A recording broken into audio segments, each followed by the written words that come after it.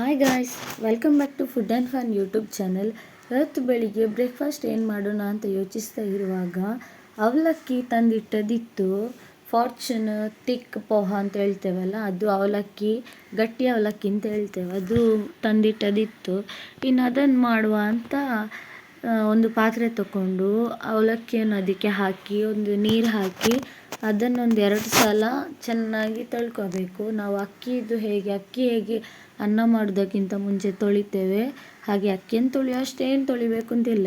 ಒಂದು ಸಲ ಇಲ್ಲದ್ರೆ 2 ಸಲ ತೊಳೆದು ಅದರ ನೀರನ್ನು ಚೆಲ್ಲಬೇಕು. ನಂತರ ನಾವು ಕೆಲವೊಬ್ಬರು ಏನು ಮಾಡ್ತಾರೆ ಅಂದರೆ 2 ಸಲ ತೊಳೆದು ಅದನ್ನು ಹಾಗೆ ಡ್ರೈ ಆಗಲಿಕ್ಕೆ ಬಿಡ್ತಾರೆ. ನಾನು ಮಾತ್ರ 1 ಸಲ ತೊಳೆದು ಅದರದ್ದು ನೀರು ತೆಗೆದು ಚೆಲ್ಲಿ ಆಮೇಲೆ ಇನ್ನೊಂದು ಸಲ ಅದನ್ನು ಫ್ರೆಶ್ ನೀರು ಹಾಕಿ ಅದರಲ್ಲೇ ಇಟ್ಟಿರ್ತೇನೆ ಒಂದು 5 ನಿಮಿಷ ನೋಡಿ ಹೀಗೆ ಆಗ್ತದಲ್ಲ. ಈಗ ಮತ್ತೆ ನೀರು ಹಾಕ್ತೇನೆ ನೋಡಿ. ಒಂದು ಸಲ ಅದರದ್ದು ಫುಲ್ ನೀರು ಕ್ಲೀನಾಗಿ ಹೋಗಬೇಕು, ಒಂದು ಸಲ ಫುಲ್ ಡ್ರೈ ಆಗಬೇಕು. ಆ ನಂತರ ಇನ್ನೊಂದು ಸಲ ನೀರು ಹಾಕಬೇಕು ನೋಡಿ. ನೀರು ಹಾಕುವಾಗ ಅದು ಫುಲ್ ಸಾಫ್ಟ್ ಆಗ್ತದೆ. ಒಂದು 5 ನಿಮಿಷ ಇಟ್ಟರೆ ಸಾಫ್ಟಾಗಿರ್ತದೆ.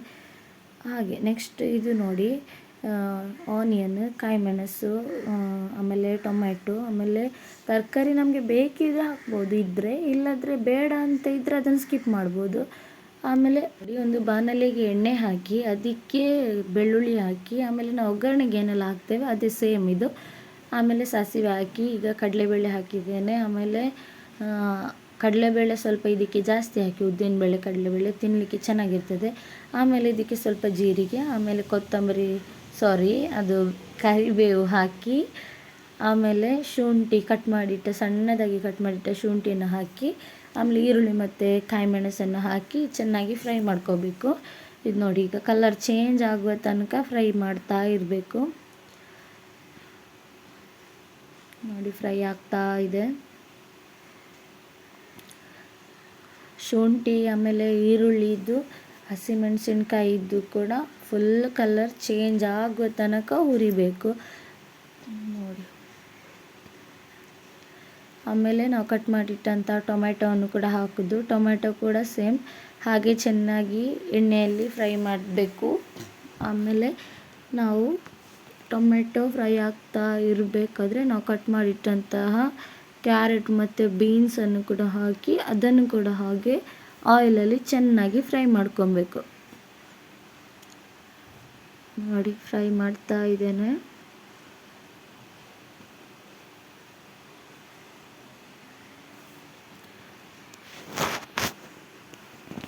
ಕ್ಯಾರೆಟ್ ಬೀನ್ಸ್ ಎಲ್ಲ ಆಲ್ಮೋಸ್ಟ್ ಇದರಲ್ಲಿ ನಾವು ಎಣ್ಣೆಯಲ್ಲಿ ಫ್ರೈ ಆಗುವಾಗಲೇ ಸ್ವಲ್ಪ ಬೆಂದಿರ್ತದೆ.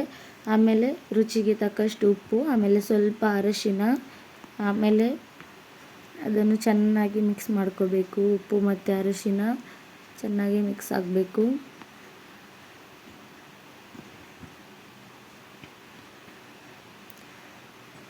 ಆಮೇಲೆ ಇದಕ್ಕೆ ನಮಗೆ ಸಾಂಬಾರು ಪುಡಿ ಏನಾದರೂ ಇದ್ದರೆ ನಾವು ಮಾಡಿಟ್ಟದ್ದು ಅದನ್ನು ಹಾಕ್ಬೋದು. ಇದು ನೋಡಿ, ನಾವು ಮನೆಯಲ್ಲೇ ಮಾಡಿಟ್ಟದ್ದು.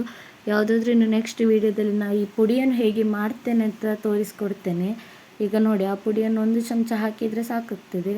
ಎಲ್ಲ ಅಡುಗೆ ಸಾಮಾನನ್ನೆಲ್ಲ ನಾವು ಫ್ರೈ ಮಾಡಿಟ್ಟಂತಹ ಸಾಂಬಾರು ಹುಡಿ ಅದು. ಸೊ ನೋಡಿ, ಅದು ಚೆನ್ನಾಗಿ ಈಗ ಫ್ರೈ ಆಗ್ತಾ ಇದೆ. ಆಮೇಲೆ ನಾವು ಈರುಳ್ಳಿ ಎಲ್ಲ ಯಾವುದ್ರಲ್ಲೊಂದು ಕಟ್ ಮಾಡಿ ಇಟ್ಟಿರ್ತೇವೆ ನೋಡಿ, ಕಪ್ಪು ಸಣ್ಣದು, ಅದರಲ್ಲಿ 1 ಕಪ್ ನೀರು ಹಾಕಿದರೆ ಕ್ಯಾರೆಟ್ ಎಲ್ಲ ಒಂದು ವೇಳೆ ಬೆಂದಿರದಿದ್ದರೆ ಅದು ಆಯಿಲಲ್ಲೇ ಬೆಂದಿರ್ತದೆ ಆಲ್ಮೋಸ್ಟ್, ಆದರೆ ಕೂಡ ಸ್ವಲ್ಪ ನೀರು ಹಾಕಿ ಅದು ಸ್ವಲ್ಪ ಗೊಜ್ಜು ಥರ ಆಗ್ತದೆ ನೀರು ಹಾಕಿದರೆ, ಸ್ವಲ್ಪ ಗ್ರೇವಿ ಥರ. ಆಮೇಲೆ ನಾವು ಸೈಡಲ್ಲಿ ನೋಡಿ ನೀರಲ್ಲಿ ಹಾಕಿಟ್ಟದ್ದು, ನಾನು ನೀರು ಸ್ವಲ್ಪ 1 ಇಂಚು ನೀರು ಎಕ್ಸ್ಟ್ರಾ ಹಾಕಿ ಇಟ್ಟಿದ್ದೆ. ಈಗ ನೋಡಿ ಮೇಲೆ ತನಕ ನೀರು ಕವರ್ ಆಗೋ ತನಕ ಅದು ಅವಲಕ್ಕಿ ನೆನೆದು ದೊಡ್ಡದಾಗಿದೆ. ಈಗ ನೋಡಿ ಅದರ ನೀರನ್ನು ಚೆನ್ನಾಗಿ ಸೋಸಿ ನಾವು ಕಬಾಬ್ ಎಲ್ಲ ಫ್ರೈ ಮಾಡಿ ಹಾಕ್ತೇವಲ್ಲ ಎಣ್ಣೆ ಹೋಗಲಿಕ್ಕೆ, ಅದರಲ್ಲಿ ನಾವು ಚೆನ್ನಾಗಿ ತೊಳೆದು ಇದನ್ನು ಹಾಕಿದರೆ ಇದರಲ್ಲಿ ಅದು ಫುಲ್ ಡ್ರೈ ಆಗ್ತದೆ. ನಮಗೆ ಅವಲಕ್ಕಿ ಪೋಹ ಮಾಡುವಾಗ ಯಾವಾಗಲೂ ಡ್ರೈ ಆಗಿರಬೇಕು. ಅದು ನಮಗೆ ಆಯಿಲ್ ಅಥವಾ ನೀರಿದ್ದರೆ ಅದು ಒಳ್ಳೆಯದಾಗೋದಿಲ್ಲ. ಸೊ ಡ್ರೈ ಇರಬೇಕು ನೋಡಿ. ಅದರ ನೀರು ಹೇಗೆ ಹೋಗ್ತಾ ಇದೆ ನೋಡಿ. ಅಡಿಯಲ್ಲೊಂದು ಪಾತ್ರೆಯನ್ನಿಟ್ಟು ಅದರ ಮೇಲೆ ಒಂದು 5 ನಿಮಿಷ ಇಟ್ಟರೆ ಅದು ಫುಲ್ ಡ್ರೈ ಆಗ್ತದೆ. ಈಗ ತೋರಿಸ್ತೇನೆ ನೋಡಿ ಹೇಗೆ ಡ್ರೈ ಆಗಿದೆ ಅಂತ ನೋಡಿ.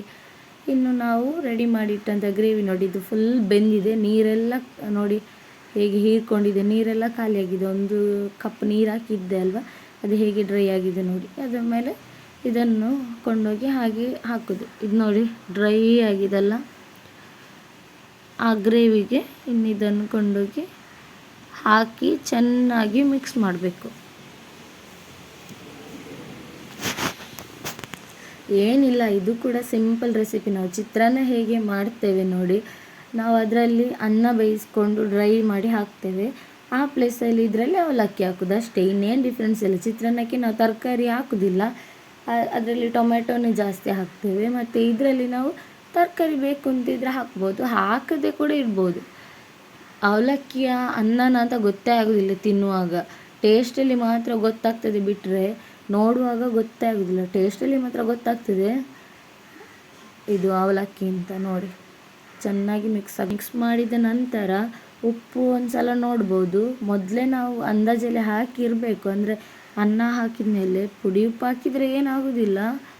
ಆದರೆ ಇದು ಅನ್ನ ಅಲ್ಲ, ಅವಲಕ್ಕಿ ಹಾಕಿದ ನಂತರ ಕೆಲವೊಬ್ಬರಿಗೆ ಮಿಕ್ಸ್ ಮಾಡಲಿಕ್ಕೆ ಸರಿ ಆಗದಿದ್ದರೆ ಅದು ಮತ್ತೆ ಉಪ್ಪು ಹಾಕಿದರೆ ಕಷ್ಟ ಆಗ್ತದೆ.